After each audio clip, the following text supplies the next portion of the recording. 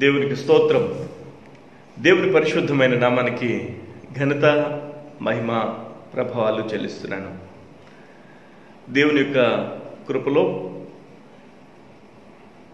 మనందరం క్షేమంగా ఉండడం నిజంగా ఎంతో సంతోషం. ప్రభువుని స్తుతించబద్ధులమై ఉన్నాం మనందరం. ఈ కోవిడ్-19 అనేటువంటి యొక్క వైరస్ కారణంగా ప్రపంచమంతా స్తంభించిపోయింది. ప్రతి దేశంలోనూ ప్రతి తెగకు సంబంధించినటువంటి ప్రజలు కూడా వారి వారి కార్యకలాపాలను సైతం స్తంభింప చేయగలిగినటువంటి అతి చిన్న కంటికి కనిపించినటువంటి వైరస్ కరోనా వైరస్. ఈ కరోనా వైరస్ వచ్చిన కారణంగా అన్నిటితో పాటుగా క్రైస్తవ సమాజం కూడా వారి యొక్క గృహాలకే పరిమితమైపోయినటువంటి పరిస్థితులు. ఆదివారాలు కూడా దేవుని సన్నిధికి వెళ్ళడానికి అవకాశం లేనటువంటి పరిస్థితులు. అది మన క్షేమం కోసమే, ఆరోగ్యం కోసమే అని ప్రభుత్వం వారు ఇచ్చినటువంటి ఆ యొక్క సూచనను తూచా తప్పకుండా క్రైస్తవ సమాజం కూడా పాటిస్తూ వస్తుంది. అయితే మన గృహాలలో ఉండి ప్రభువుని ఆరాధించేటువంటి మనం దేవుని యొక్క సన్నిధానంలో దేవుణ్ణి స్తుతించి, ఘనపరిచి, మహింపరిచి ఆయనను మనసారా ఆరాధించేటువంటి ఆ తరుణం మాత్రం ప్రభు మనకు అనుగ్రహించారు. కొన్ని వేల కిలోమీటర్ల దూరంలో ఉన్నవారు సైతం ఈ యొక్క ఇంటర్నెట్ మాధ్యమాల ద్వారా ఒకరితో ఒకరు కలిసి ఈ విధంగా ప్రభువుని స్తుతించేటువంటి అవకాశం ప్రభు ఇచ్చారు.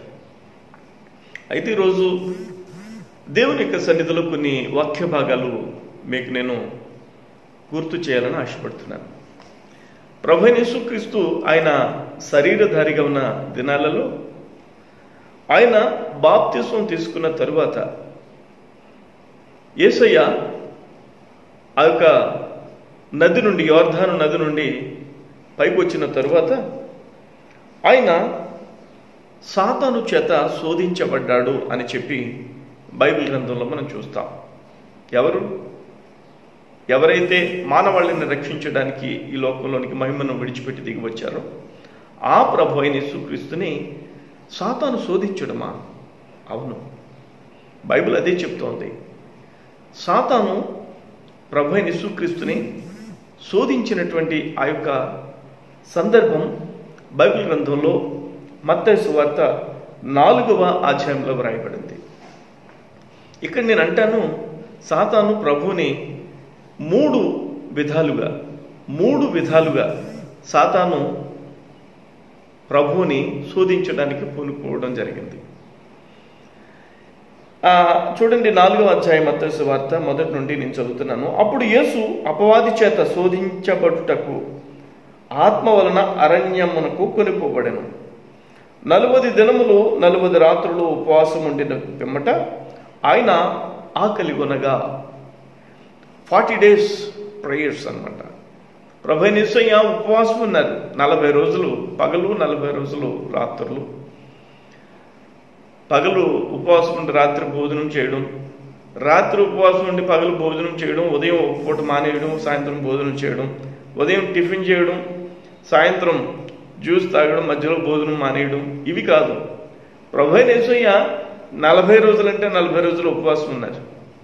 ఆ 40 రోజుల ఉపవాసం అరణ్యంలో ఉన్నారు. అరణ్యమునకు ఆత్మచేత కొనిపోబడ్డారు ప్రభు అయిన యేసయ్య. అరణ్యవాసం అంటారనమాట. యేసయ్య అరణ్యవాసం చేశారు 40 రోజులు. ఆయన అరణ్యవాసం చేసిన తర్వాత 40 రోజులు అరణ్యంలో ఏమీ తినలేదు. ఆ తర్వాత ఆకలి ఉన్నారు యేసయ్య. ఎవరు? యేసయ్య.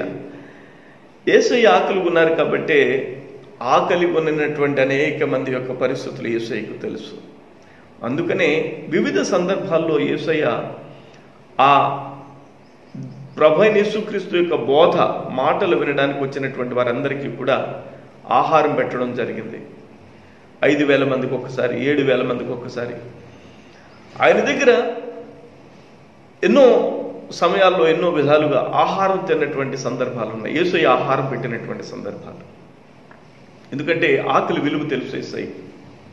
అందుకనే సాతాను కూడా ఈ ప్రభువైన యేసుక్రీస్తుని 3 విషయాల్లో శోధించడానికి పూనుకోవడం జరిగింది.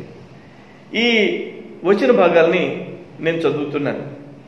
మత్తయి సువార్త 4వ అధ్యాయం 3వ వచనం నుంచి చదువుతున్నాను. ఆ శోధకుడు ఆయన వద్దకు వచ్చి, నీవు దేవుని కుమారుడు అయితే ఈ రాళ్ళు రొట్టెలగునట్లు ఆజ్ఞాపించమనెను. నీవు దేవుని కుమారుడివే అయితే ఈ రాళ్ళన్నీ కనిపిస్తున్నాయి కదా, ఈ రాళ్ళని రొట్టెలు అయిపోయేటట్టుగా చెయ్యి, నువ్వు ఆజ్ఞాపించు. ఎందుకంటే యేసయ్య ఆకలికి ఉన్నాడని శోధకుడికి తెలుసు. ఆకలికి ఉన్నటువంటి ఆ యొక్క ఆకలిని ఆసరాగా చేసుకుని రాళ్లను రొట్టెలుగా మార్చమని యేసయ్యను శోధిస్తున్నాడు. యేసయ్య రాళ్లను రొట్టెగా మార్చడం ఆయనకి అసాధ్యమైనది కాదు, కానీ ఆయన యొక్క ప్రణాళికలో లేదది కదా. ఆయన భూమిని దున్నాలి, భూమి నుండి మానవుడు పంటను పండించాలి, మానవుడు ఆ పంటను తినాలి అన్న ఆ యొక్క కాన్సెప్ట్ ఆ యొక్క ఆదాము దినాల్లోనే జరిగింది. ఆ యొక్క భూమి మీద ఉండేటువంటి పంటను మానవుడు తినాలనేటువంటి యొక్క కాన్సెప్ట్లో దేవుడు ఉన్నప్పుడు రాళ్లను రొట్టెలుగా మార్చి ఆయనకున్నటువంటి ఆకలిని తీర్చుకోమని శోధకుడు సాతాను ప్రభువైన యేసుక్రీస్తుని శోధించడం జరుగుతోంది. ప్రియమైనటువంటి దైవ జనాంగమా, యేసయ్య అంటున్నాడు ఏమనంటే, మనుషుడు రొట్టె వలన మాత్రము కాదు కానీ దేవుని నోట నుండి వచ్చు ప్రతి మాట వలన జీవించును. రొట్టె వలన మాత్రమే కాదు కానీ, అంటే ఈ శరీరము, ఈ యొక్క మానవ శరీరము 40 రోజులు ఉపవాసం అన్నటువంటి ప్రభువైన యేసుక్రీస్తు యొక్క శరీరం ఆకలిగున్నది కరెక్టే, కానీ దేవుడు మాట వలన మానవుడు జీవిస్తాడు, రొట్టె వలన మాత్రమే కాదు అని చెప్పి యేసయ్య చెప్పడం జరుగుతోంది. శరీరానికి శరీర సంబంధమైనటువంటి ఆహారం ఎంత ప్రాముఖ్యమైనదో, జీవింపజేసేదిగా ఉంటుందో, మనిషి యొక్క ఆత్మ జీవించడానికి దేవుని యొక్క మాట కూడా అంతే ప్రాముఖ్యమైనది, అంతే అవసరమైనది అని చెప్పి యేసయ్య చెప్పడం జరుగుతోంది. నా ప్రియమైనటువంటి దైవ జనాంగమా, ఎలాగో సందర్భం వచ్చింది కాబట్టి ఈరోజు నేను చెప్తున్నాను. ఈ కోవిడ్-19 మహమ్మారి భారత ప్రజలందరినీ భయకంపితులు చేస్తుంది. ప్రపంచ ప్రజలందరితో పాటుగా వివిధ దేశాల్లో, వివిధ ప్రాంతాల్లో చాలామంది చిక్కుకుపోయారు. వలస కూలీలు ఆసరా బ్రతుకు తెరువు కోసమని పిల్లా పాపలతో, వారికి ఉన్నటువంటి చిన్న చిన్న సామాగ్రితో పట్టణాలకు వెళ్ళిపోయి ఆ ప్రాంతాల్లో పనులు చేసుకుని బ్రతుకుదామని వెళ్ళారు. వారందరూ కూడా రోజుల తరబడి పనులు లేకపోతే, అక్కడ ఉండడానికి అవకాశం లేకపోతే, వారు పనిచ్చినటువంటి ఆ ప్రాంతాల్లో కూడా పనులు లేకపోయినప్పుడు వారు వారి యొక్క పల్లెటూళ్లకు, పల్లెలకు 100 కిలోమీటర్లు ప్రయాణం చేసి నడిచి వస్తున్నటువంటి సందర్భాలని నేను కళ్ళారా చూశాను. ఎందుకంటే బ్రతకడానికి అవకాశం లేదు కదా. అలాంటి పరిస్థితుల్లో సాధారణంగా ఎక్కడున్న వారు అక్కడే ఉండిపోవాలి యొక్క కోవిడ్-19 లాక్డౌన్ టైంలో. కానీ వారు తినడానికి తిండి లేనటువంటి ఆ పరిస్థితుల్లో కనీసం మా గ్రామం వెళ్ళిపోయి అక్కడైనా ఏదన్నా తిని బ్రతుకుదాం అన్నట్లుగా వెళ్తున్నారు. అలాంటి పరిస్థితులు చూస్తున్నప్పుడు వారిని నేను పలకరించినప్పుడు కొన్ని రోజులుగా వారు ఆహారం తినలేనటువంటి సందర్భాలు వారు నాకు చెప్పడం జరిగింది. ఆకలి యొక్క ఆ యొక్క బాధను వారు వెళ్ళగక్కినప్పుడు నా మనసు చలించిపోయింది. నా ప్రియమైనటువంటి దైవ జనాంగమ, యేసయ్య ఆకలికి ఉన్నాడు. ఆకలికి ఉన్నప్పుడు ఆకలికి ఉన్నవాని యొక్క ఆ యొక్క బాధ ఏంటో తెలుస్తుందన్నమాట. ఆకలికి ఉన్న యేసయ్య ఆకలికి ఉన్నటువంటి ఆ యొక్క ప్రజల వైపు ఆయన జాలిపడి వారి యొక్క ఆకలి వివిధ సందర్భాల్లో తీర్చినటువంటి పరిస్థితులు మనం చూస్తున్నాం. అయితే ఇప్పుడు పనులు లేక, ఇప్పుడు బ్రతుకు తెరువు లేక, ఇప్పుడు తినడానికి ఆహారం లేక, అలాంటి పరిస్థితుల్లో ఉన్నవారు మన యొక్క ప్రాంతాల్లో ఉన్నప్పుడు దయచేసి మీకు అవకాశం ఉంటే తప్పనిసరిగా మీరు పట్టించుకోండి. మనం 100 మందినో, 1000 మందినో, లక్షల మందినో చూడలేకపోవచ్చు. మన పరిస్థితులు అంత పెద్దగా ఉండకపోవచ్చు. కానీ మనం కనీసం కొంతమందికైనా ఉపయోగపడడానికి ప్రయత్నం చేయాలి. మనము ఆ విధంగా చేయడానికి మన యొక్క ఆర్థిక స్థితిగతులు సహకరించకపోతే కనీసం ఆ యొక్క మనసు ఉన్నప్పుడు ఉపయోగపడాలి, వారి ఆకలి తీర్చడానికి నేను ఏదైనా చేయాలనే తపన ఉన్నప్పుడు తప్పనిసరిగా ఆ యొక్క ఆకలిని తీర్చేటువంటి అవకాశం మనకు ప్రభు అనుగ్రహిస్తారు. నా ప్రియమైనటువంటి దైవ జనాంగమా, ఆమెన్ మినిస్ట్రీస్ ద్వారా మరి గత 27 రోజులుగా వందలాది మందికి ఆహారం పెట్టడానికి ప్రభు సహాయం చేశారనంటే నేను అది చేయగలిగి కాదు. అనేక మంది మానవత్వం ఉన్నటువంటి మనుషులు, అనేక మంది జాలి కలిగినటువంటి మనుషులు, అనేక మంది మరి వారి ఎడల జాలిపడి వారి యొక్క మనసులో వీరికి ఏదైనా చేయాలనేటువంటి మనుషులు నాకు తారసపడేటట్టుగా ప్రభు చేశారు. కాబట్టి వారి యొక్క చేయూత ద్వారా కొంతమందికి నేను సహాయం చేయడానికి ప్రభు అవకాశం ఇచ్చారు. అయితే ప్రియమైనటువంటి వాళ్ళరా, ఇక్కడ నేను చెప్పేటువంటి వాక్య భాగం మన పరిశీలన చేసినప్పుడు యేసయ్య ఆకలిగా ఉన్నాడు కాబట్టి ఆకలిగా ఉన్నటువంటి వారి ఆకలి యొక్క బాధ తెలిసింది. ఇక్కడ సాతాను శోధకుడు యేసు ప్రభుని ఆకలి అనేటువంటి విషయాన్ని ఆసరాగా తీసుకుని శోధిస్తున్నాడు. నా ప్రియమైనటువంటి దైవ జనాంగమా, ఆకలిగా ఉన్నటువంటి ప్రజలారా, ఏమి చేయాలో తెలియక ఆదాయము లేకపోతే పరిస్థితులన్నీ తారుమారైపోయి భయంకరమైనటువంటి పరిస్థితుల్లో ఉండేటువంటి ప్రజలారా, ఈ సమయంలో సాతాను టెంప్టేషన్ చేసే అవకాశం ఉంది. నేను యేసు ప్రభువును ఏ కొండ మీదకైతే యేసు ప్రభు వెళ్ళాడో ఆ యొక్క సాతాను ఆ యొక్క అరణ్య ప్రాంతంలో యేసు ప్రభు తిరిగారు. సాతాను యొక్క టెంప్టేషన్ ద్వారా నేను ఆ ప్రాంతం అంతా వెళ్ళి చూశాను. ఆ యొక్క ఎత్తైనటువంటి కొండల మీదకి నేను కూడా వెళ్ళడం జరిగిందనమాట. అక్కడ ఆ రాళ్ళన్నీ కూడా రొట్టెలుగా చేసుకుని సాతాను టెంప్టేషన్ చేస్తున్నాడు యేసు ప్రభుని. ఈ రోజున మీ జీవితాల్లో ఎలాంటి టెంప్టేషన్స్ మీరు ఎదుర్కొంటున్నారు? దయచేసి గమనించాలి. దేవుని యొక్క సన్నిధానంలో ఇలాంటి ప్రభు అయినటువంటి యేసుక్రీస్తు అంటున్నాడు, మానవుడు మనిషి రొట్టెల వలన మాత్రమే కాదు కానీ దేవుని నోట నుండి వచ్చేటువంటి ఆ యొక్క మాటల వలన జీవిస్తాడు అని. అయితే దేవుని యొక్క మందిరానికి సంఘానికి వెళ్ళడానికి అవకాశం లేని పరిస్థితుల్లో దేవుని వాక్యం చదువుదాం. మన శరీరానికి కావాల్సినటువంటి ఆహారం కోసం ఎంతైతే మనం ప్రభునందు విశ్వసించి ఆశించి ఆ విధంగా ప్రయత్నాలు చేస్తున్నామో దేవుని యొక్క వాక్యం కొరకు కూడా అదేవిధంగా ఆశించుతాం. ప్రభు యొక్క మాటను బట్టి మనం బ్రతుకుతాం. అంతేకాదు రెండవ టెంప్టేషన్ ఏంటంటే యేసయ్యని అంటున్నాడు చూడండి, అంతటి అపవాది 5వ వచనం, అంతటి అపవాది పరిశుద్ధ పట్టణంకి ఆయన తీసుకుని పోయి దేవాలయ శిఖరమును ఆయన నిలబెట్టి, అంటే యెరూషలేం పట్టణానికి తీసుకెళ్ళి అక్కడ శిఖరాన్ని నిలబెట్టి, నీవు దేవుని కుమారుడవైతే క్రిందకు దూకు, ఆయన నిన్ను గూర్చి తన దూతలకు ఆజ్ఞాపించును, నీ పాదం ఎప్పుడైనను రాతికి తగులకుండా వారు నిన్ను చేతులతో ఎత్తుకుందరని వ్రాయబడి ఉన్నదని ఆయనతో చెప్పాను. సాతాను కూడా వాక్యం తెలుసు. యేసు ప్రభుని ఆ యొక్క మందిర శిఖరం మీదకి, ఆ కొండ ఎత్తైనటువంటి కొండ మీదకి తీసుకెళ్ళి సాతాను ఏమంటుందంటే, దూకే, నువ్వు దూకే. ఎందుకంటే దూకేస్తే మరి దేవుని యొక్క దూతలు వచ్చి నీ పాదాలకి దెబ్బ తగలకుండా పట్టుకుంటారని వ్రాయబడింది కదా, నువ్వు దూకే అని చెప్పి సాతాను ప్రేరేపిస్తుంటే యేసు అంటున్నాడు, ప్రభు అయిన నీ దేవుని నువ్వు శోధింపవలదని మరి ఒక చోట వ్రాయబడి ఉన్నదని వానితో చెప్పాను. వాక్యంతో సమాధానం ఇస్తున్నాడు యేసయ్య. యేసుని ప్రభువుని శోధించకూడదు, ప్రభువుని శోధించవలదు అని చెప్పి వ్రాయబడి ఉన్నదన్న మాట సాతానికి చెప్పడం జరిగింది. నా ప్రియమైనటువంటి వాళ్ళరా, నేను రెండు విషయాలు చెప్పాను ఇప్పటికీ.